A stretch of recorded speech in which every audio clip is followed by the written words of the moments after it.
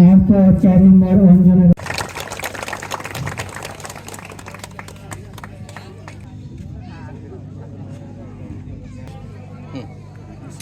লক্ষ্মী পূজা উপলক্ষে আমাদের নুরুল ইসলাম ভাই আমাদের যে লক্ষ্মীর ভার আমাদের তুলে দিচ্ছে, ওই জন্য খুব খুশি আমরা যেন আগামীতে নুরুল ইসলাম ভাইকে আগামীতে দেখতে চাই। এর আগে উপহার কেউ দেয়নি। নুরুল ইসলাম ভাই আমাদেরকে দিয়েছে ধান, পেঁপে গাছ, এটা আমাদেরকে উপহার দিয়েছে।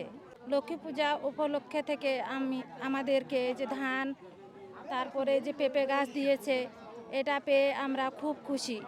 কিন্তু আমার পক্ষ থেকে আমি নুরুল ইসলাম ভাইকে জানাচ্ছি নমস্কার।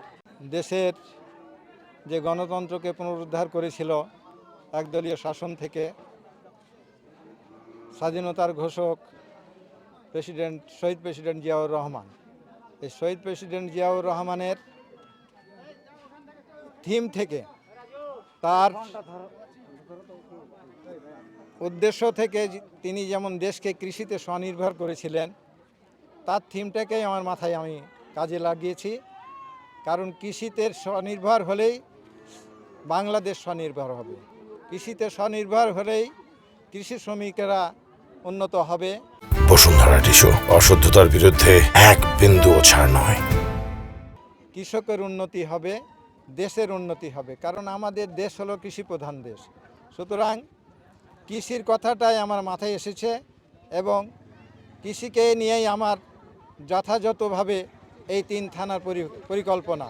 নিয়ামতপুর পোরশা সাপাহারবাসী, এখানে নিয়ামতপুর পোরশা সাপাহারবাসী যেমন একদিকে আমের ফলন হয় সাপাহার থেকে, আরেক দিকে পোরশা থানায় ধানের ফলন হয়। নিয়ামতপুরে সর্বোচ্চ ধানের ফলন হয় এবং এই ধানের চাষটাকে বেশিভাবে উর্বর করে এবং ধান চাষে আপনার মহিলা আদিবাসীদেরকে খুব গুরুত্ব দেওয়া হয়। কারণ মহিলা আদিবাসীরা যদি এদেশে না থাকতো, না জন্ম লাভ করতো, তাহলে কিন্তু আমাদের ধান চাষে আমাদের কৃষকদের জন্য চরম বিপর্যয়ের মুখে পড়তে হতো।